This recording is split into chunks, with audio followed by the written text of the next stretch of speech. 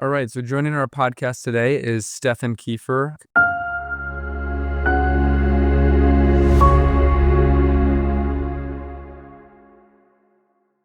Senior Customer Success Director at SoSafe. So great having you on today. I really appreciate you joining and excited to talk about the customer success side of things today with you. Thank you so much for having me. Of course. So just to start off here, I like to ask a little bit more about the team that you manage currently. Obviously, it's on the customer success side of things, so it's going to be a little bit different than some other guests on the support and professional services side. So just want to kick things off, and you can dive into your day-to-day role, the teams that you manage, and obviously you guys have some remote teams as well. So would love to just dig into that quick before we start in. Sure. So let me take a little trip down memory lane. When I started, the whole customer success org was a lot smaller than it is right now. My team, the customer success team back then, was 6 CSMs. Now my team alone is 57 people. Plus we have a support team. Plus we have professional services. And nowadays also a tech touch customer success team, the customer programs. That's how we call it. So there was a lot of evolution already, but my team is mainly focused on direct customer interaction post sales. So not onboarding anymore, but main commercial aspects of customer success management, retention, expansion of customer contracts. All of that kind of work is very much account managerial. That's one of the two big streams I see with generally customer success or customer experience management is this commercial side that is going into much more account managerial. Yeah, that's very interesting. So I know that you just mentioned the kind of evolution and scaling of everything, especially with onboarding, and then now it's over on the retention side. How did things change when you first started? Obviously, maybe they started on the onboarding side, and that was most important. How has things shifted over to the retention side now? And can you describe that a little bit? It started right before I came on board, very much in the beginning, and I think it's this natural evolution when first the startup develops this customer success function, is that all of those post-sales tasks, these responsibilities, onboarding, implementation, support, retention, all of that is comprised. This is one big role, customer success, and then it's over time it starts branching out, starts differentiating or specializing. It's also right before I joined, when two roles were coming out of the success manager role, which was the implementation manager and the real customer success manager. That was the first big evolution, the first big change that we've seen, where back then we split up the customer experience into this more project-driven onboarding phase, where you as a customer would have an implementation manager that is just driving you through technical setup of the solution, plus a customer success manager that will then, with a warm handshake, take over the whole responsibility of the relationship management and value delivery through the remainder of the contract.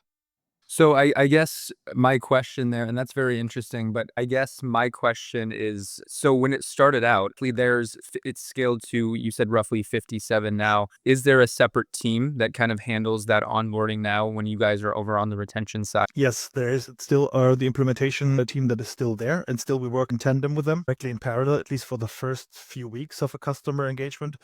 Talking about enterprise customers, they're always on. There's a technical account manager role right now that is doing this always on onboarding. If, for example, we expand a customer into a new product, they will onboard them on the new product as well. For customer success, there are some onboarding aspects still whenever a customer is running through a contact period. And if I need to highlight a little bit more about what SoSafe does, but there's this recurring onboarding of some aspects of the system, of the product, that is still run by customer success managers, not the implementation managers. But the real technical, tough, first technical onboarding is being done by implementation management or technical account managers.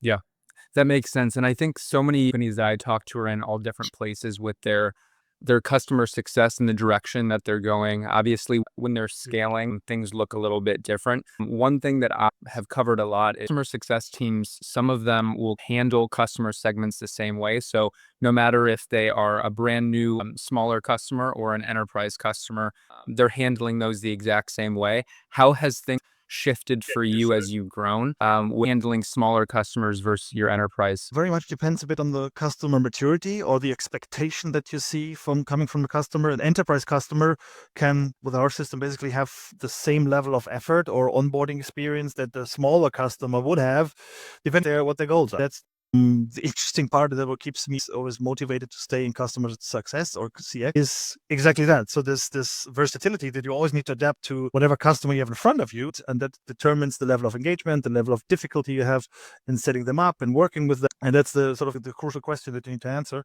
and that determines everything that comes after. But yeah, how has it changed? Nowadays we have these enterprise customer playbooks. We have different levels of, automation is a little bit too early, especially with the implementation of AI. This will come in a lot more in the coming months and years. That is different from what it used to be. Our customer programs team, for example, our tech touch team is not managing customers in a one-to-one fashion anymore. It's one-to-many. So they're not actually calling customers or jumping onto meetings or going onto on-site customer meetings with them, but doing this mainly in a programmatic way, trying to cover as much ground in onboarding, in implementation, with a programmatic approach, with playbooks, with onboarding videos, etc. That has dramatically changed. I think that's very interesting, and I almost can see some kind of similarities here in the way that AI and automation, obviously they're a little bit different there, but that they help smaller or maybe newer customers, just like they would maybe help smaller or tier one tickets, first customer support. Do you see kind of automation helping a lot of these automation or AI helping these customers that are new and smaller versus having a human touch? Or do you think there's always going to be a human touch there to help those newer, smaller customers? No, so I totally agree. And from my perspective as a CS leader or revenue leader, I want to be able to distinguish between these segments, right? So I want to be able to fully automate customer engagement, customer interaction for my long tail customers, so that for both of us, customer and company, it still makes sense to have them.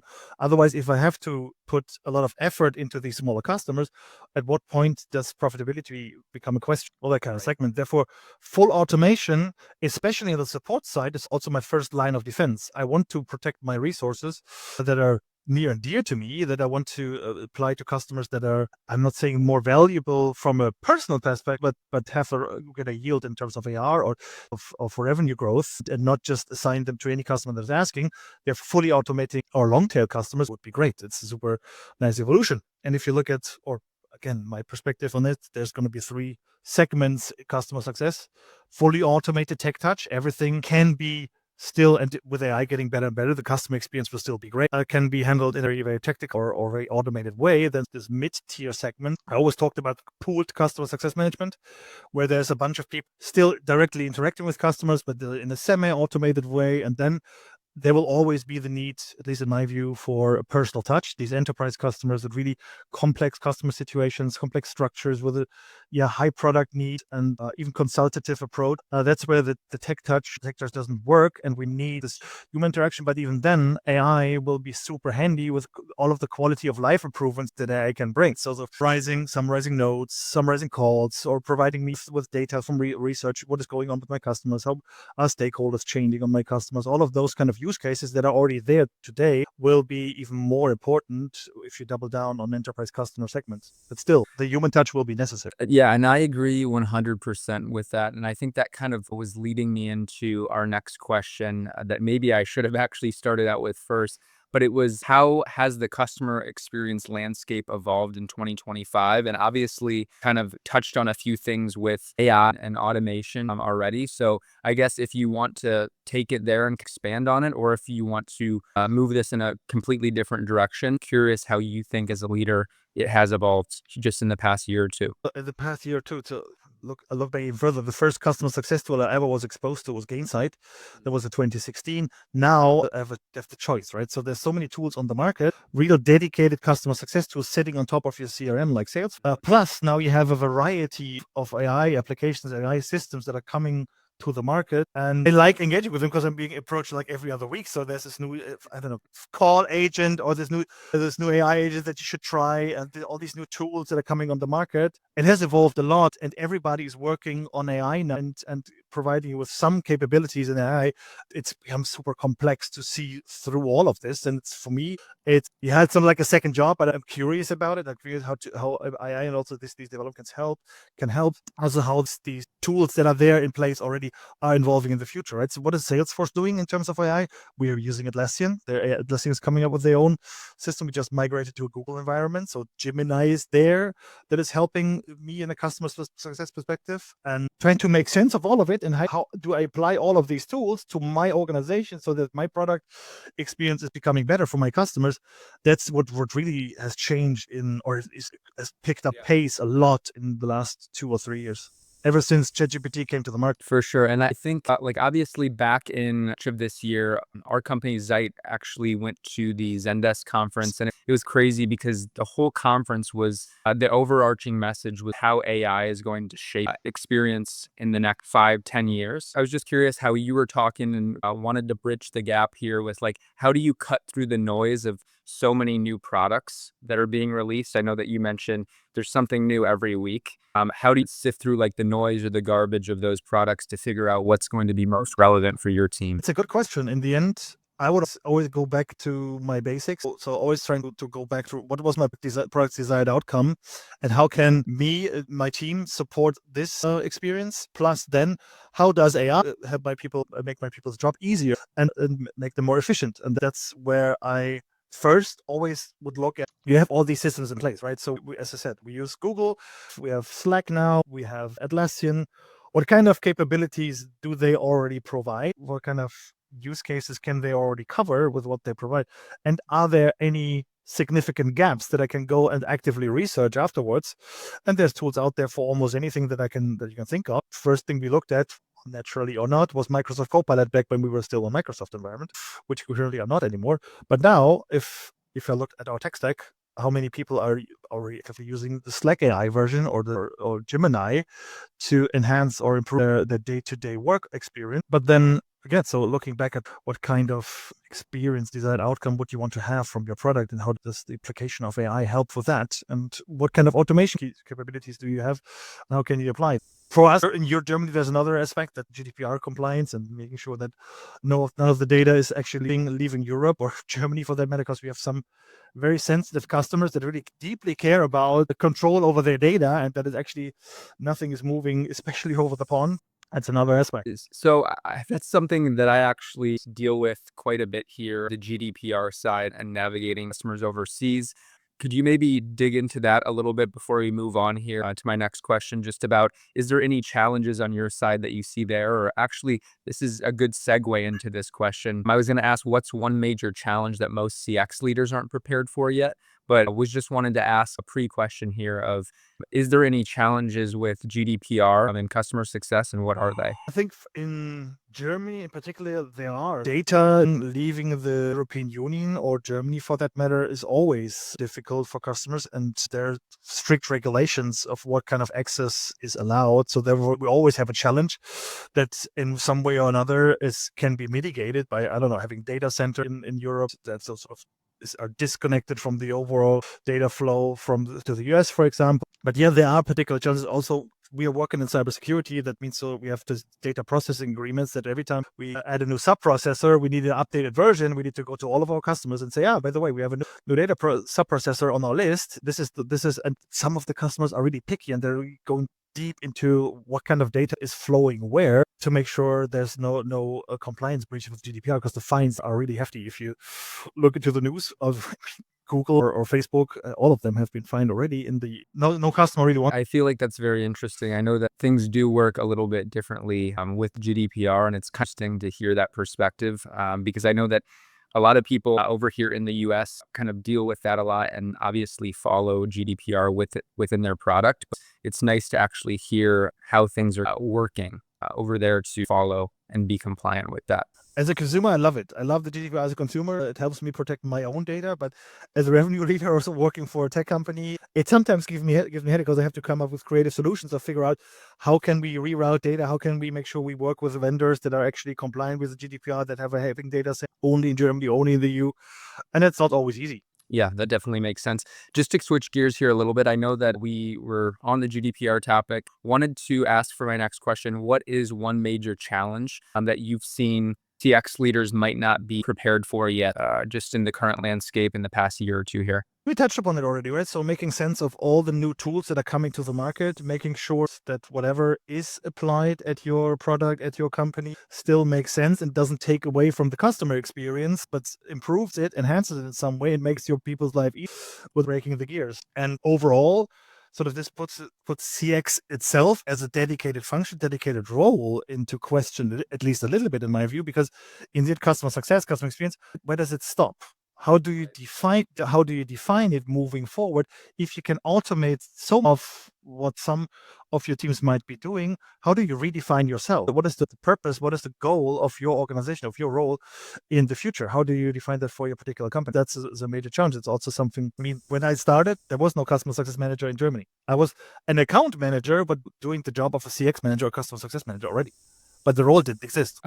That's super interesting, because I feel like, do you think things have changed where like an account manager has almost grown into what a customer success manager is today? Or how do you think they're different? Because I know that some smaller organizations, those go hand in hand almost. It's like you have to be an account manager, also the customer success manager, and also maybe something else. What do you think the differences are? And do you think it's grown in and evolved to that role just in the past 5-10 years here? The question is, do they have to be differences even? Can it be one or the other, or can it be the same? Because in the end, what is it that I really care about as a customer success manager? In the essence, the customer success management, it's an outcome, right? So I want my customers to be successful. How can I do this? And there's different functionalities, different things I can do. And account management is an important skill, right? The role itself, I don't see it necessarily being called customer success manager. It can be account manager. It's just a question of what kind of target, what kind of incentives, what kind of goals you put into that role. What is the emphasis on you? And for me, there's like these 6 different angles of customer engagement. If it's onboarding, if it's implementation, consulting, support, all of this sort of commercial driven activities, retention, expansion. And it always depends on what is your emphasis, right? So then how you're going to call it doesn't really matter. Customer also doesn't care. If you are called a customer success manager, if you're an account manager, the question is, how do you define yourself? What's your value proposition to the customer? They don't care about the title. They don't care about anything at all. They care about the outcome. Just more so about outcomes. Obviously, they may, at some point, they may blend together, but it's more so just about the outcome there and creating successful clients or customers. So it's exactly right. So my always, even as a CSM, my goal was just making my customers more successful with the product that I represent, with the company I represent, and that's about it. My title was secondary to me, and it has evolved from customer success management now to more customer experience management. See that there's roles on the market, right? There's VP CX roles now that are, and same for Sociab, right? Our VP, still called customer success, is overseeing all of it: support, customer success management, customer programs, technical services, technical management. All of those are rolling up into one role, and that's how you're going to call it. If it's CX, if it's CS, doesn't really matter to the customer. No, I 100% agree. Just to switch gears here a little bit, still on the AI side, a question that I wanted to ask here, but what is the most significant way that AI has transformed your customer experience strategy just in the past year here? For the most part still, and that's also hinging on our product and the business we're in, it's giving ideas or opportunities for the future, right? So I'm thinking now in scenarios, how can I evolve the customer success org moving forward in a very long-term scale? These 3 segments I spoke about, this tech touch segment where there's fully automation, then this mid segment with semi-automation, and of course this sort of quality of life improved segment of enterprise customer success gives me ideas, gives me opportunities of how to improve my customer success organization and therefore the customer experience moving forward. So I'm working on a mold that I shape my org or shape the role into moving forward. Once, the dust has settled a bit because there's so many tools right now, and as we already spoke about, right? So making sense of all of it is still a challenge that gives me ideas of where do I want to go? Where do I need to go is also to be more efficient, to keep up with what the market is demanding, all of those. Plus, of course, using ChatGPT for, I don't know, for 2 years now, this quality of life improvements that you gradually have over time. Whenever there's a new release of tools you already have access to, there's always a little nudge, a little improvement for your day to day. That's something that is super impactful. Yeah. I don't know how many emails I've written with the help of ChatGPT already. Can't give For content sure. anymore. And I notice myself just using it a little bit more every day. It's almost something that needs to be learned because it's not that I don't think it is useful, but I think it's just getting familiar with it because things are constantly rapidly changing. So that's very interesting. How much do you use ChatGPT like on a weekly basis? Just for a question there. I've started using it with my wife already. So it replaced Google for a lot of things that I'll just type it into the app, prompt it, because I think the search is more holistic and the advice I get is more personalized to what I was actually looking for. Therefore, I'm using it daily now. So it doesn't matter if it's professional or if it's private. There's so many applications. I'm really looking forward to what else how it helps. And if you look, it's also the evolution of, it all started with LLMs, right? So now we talk about AI workflows. We're talking about the implication of agents. And that's what I'm looking one eye to the future is because I'm a lazy person as a customer success manager. I want this sort of meta interface with one agent that allows me to administrate all of these other systems that I have so that I don't have this breach of system anymore. I don't need to log into Planner. I don't need to log into Salesforce or in my own product. And then Atlassian, I have one agent or one interface that allows me to administrate all of them. That's what I'm really looking for. I haven't found it yet. I have heard from of these AI tools that they're going to build, like Autonomy or Hook of these tools that are out there. All of those. Yeah, and you said so you were using Google search and now you've shifted a little bit to using ChatGPT more. Do you think, just because I've seen just some recent articles about how a lot of people think AI and especially ChatGPT like take down Google search because it's just been king for so long. What do you think about that? Do you think it is?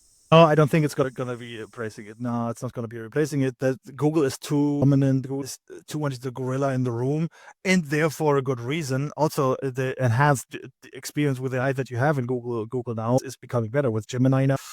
Also improving the search engine for Google. Therefore, I don't think it's gonna be replacing it. It's just so they exist to coexist. And there's use cases for both, and people are used to using Google. The term let me Google that for you. It's not there for no reason, and it's not going to be easy. I don't think even is trying to do that. Yeah. So you think they're at a point now where they're kind of just too big to fail and they can easily adapt if they need to? Why wouldn't they? They have the power, they have the capability, and they could go for it and buy a company that is interesting to them or develop stuff for themselves, which they have shown in the past just to do.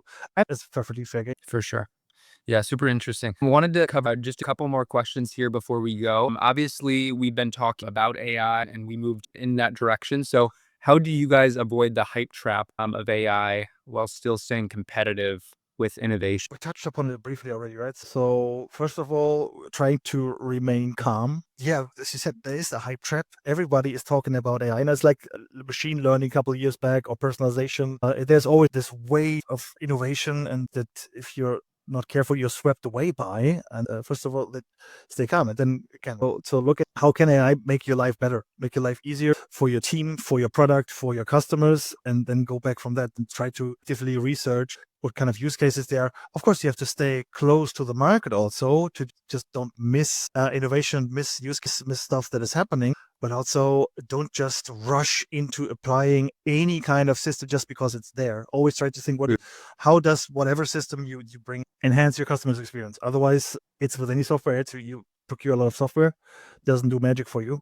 Because still, right now, the human is still the most important thing when it comes to operating those AI systems. They're not working by themselves. They're not completely autonomous, luckily yet. And therefore, you still need to make use of them. And that's one of the things that, of course, whenever you just jump onto a product will come to haunt you eventually. Therefore, my advice always just give it some time. Try to look what's really adapted. Also, there's a lot of CS folks out there being super prominent about what kind of AI applications they already have and try to see if they can adapt them to what your product needs, what your customers need. And then look what kind of systems that is. But you most likely have AI already in your company in some form. If you're on a Google environment, you might have access to Gemini. If you use a Microsoft, there's Copilot. How do these things already help before looking into any new tool? And if you have a real gap, there's great tools out there like Zeit, like Hook. And I guess along the lines of just like that hype trap topic, something that I'm very curious about is obviously there's the product side and then there is the tools that you're using. So your own product and the tools that you're using. Do you think that every company needs to adopt and implement AI into their product? Or I know that I see a lot of companies maybe just disguising AI as like automation or something like that. What's your thoughts on that? Does every company have to incorporate AI into their products? It's a question I've never even thought about, but interesting one. I think in some form or another, you can't avoid it because the sort of the efficiency aspect and the speed gains that you have in product development would put you at a disadvantage if you would. It's just how does it really make your product development, your product experience better if you do? And theoretically, yes, I would say so. I couldn't think of an example right now where I said, no, of course, definitely not. That makes sense. Yeah, I was just curious there because I know that obviously as things evolve, it's going to be, you're almost at a very bad spot if you didn't have AI in your product in some way, because if not, they're going to find another tool that does have it and they're going to save 5x the amount of time. So I was just curious there because a lot of people that I've been seeing have with their product tried to add things, or maybe they haven't even built something new, but they're just adding the AI title onto it to make it seem much more interesting or to increase the demand there just with the. For sure, there's examples and you can look them up. But that has always been the case. Like with machine learning or personalization, everybody was putting these tags onto their products just because they were part of that hype. And if you don't, you're lagging behind. But the real power of AI, I think, if you're not looking at it, you bet your customers are, and that's what you just said, right? It might be this distinguishing factor between you and one of your competitors. But how does it enhance really the customer experience? That's what it comes down to. Just putting AI in there for the sake of having it, I think it's good in the beginning when everybody is super hyped about AI. But when it comes down to what is the real impact, what is the use case, and you look for quality of life improvement on your product or customer side, that might be totally different. And just putting AI on your product flag doesn't really help then. It's really, if you apply it smart, if you apply it in a clever way that really enhances your product, great. Love. But also your customers will expect at some point, right? Because it's becoming more and more common to use AI. Not just you are applying AI, but also your customers do. Our customers. I totally agree. And I guess right now we're almost getting to running out of time here. So just wanted to wrap up with this last question and made sure I asked you this. But how do you ensure a customer experience organization is set up from success from the start? Yeah, this is evolutionary aspect of customer success, where globally customer success or customer CX has this evolution as a whole in the market as a perspective on it, but also in a company. When you start off, the first post-sales role is going to be created and you call it customer success. You dump everything in there that needs to be done to manage, to maintain a customer. And at what point in time do you really start to think about, when do I have to specialize? When do I have to branch out the different roles? So would always recommend to go back to what is your product supposed to do for your customers? How can any role that apply post-sales can help make that kind of impact-driven engagement better? And at what time do I have to differentiate between different roles? When is the critical customer mass reached that I need to actually, or that doesn't allow me to continue in a, I don't know, one-size-fits-all fashion where they have one person that is doing onboarding, that is doing the contract renewal stuff, that is doing upselling, that is doing cross-selling. What is the time when it's too many? But then also thinking about, do I really need a very commercial customer success organization very much at the beginning? Or it's something for later? Can I, if I want to go have a lot of market adoption, where a big market share, just want to make sure that my customers are happy and maintained, I can focus heavily on the customer experience side that is dedicated to support, that is dedicated to onboarding. Don't need to go that much into cross-selling, upselling. If you want this to be a sort of revenue engine, totally different. Comes with your product development, comes with the variety of product that you're offering. This is the diversity of product that you're offering, and that's the question, right? So always go back to, what is my goal for my customer success org, and how does it sort of achieve my overall product and sales goals, and then determine how should it look like. At what point in time do I need to make the switch? Do I need to develop a new role? I had the luxury in the past of hiring for a customer advocacy manager that is sort of taking the liaison between marketing and customer success management. That's all of those decisions. You can plan it out. At the beginning, it might be perfectly fine just running a team or small team that is doing all of it until you reach a critical mass. I think that is all. It resonated with me. I think you've brought up a lot of great points today. We are out at time, so just wanted to, before we hop off here, ask if there was anything that you wanted to leave the audience with. And obviously, I had a great time, great insights from you on the show today. But before we go, just wanted to give you a second, and if there's anything that you'd like to cover before we go. That's everything that I would like to cover before we go. I think customer success is here to stay. I've seen some people questioning. I also question myself: is customer success as a dedicated role still necessary? I think it is. It's just the name, because you can exchange it, but the outcome or what people are doing, that's still what I care most about. And that is, I think, what's here to stay. And that's also where with AI is becoming more efficient, will become a different thing that it has been to, again, this evolution of customer success. It's always a role in flux. It's this department in flux that is changing over time, that has to reinvent itself. And that's what I love about customer success. It's never getting boring. You always have this, like a spider in the web. You have always has one thread into every different team. You know what's going on, and that's not going to change if with AI. So really looking forward to how AI improve our customer success managers' lives. For sure. Well, Stefan, appreciate having you on today. It was great having you. Hopefully we can do it again sometime soon. Thank you. Thank you so much. Have a good day.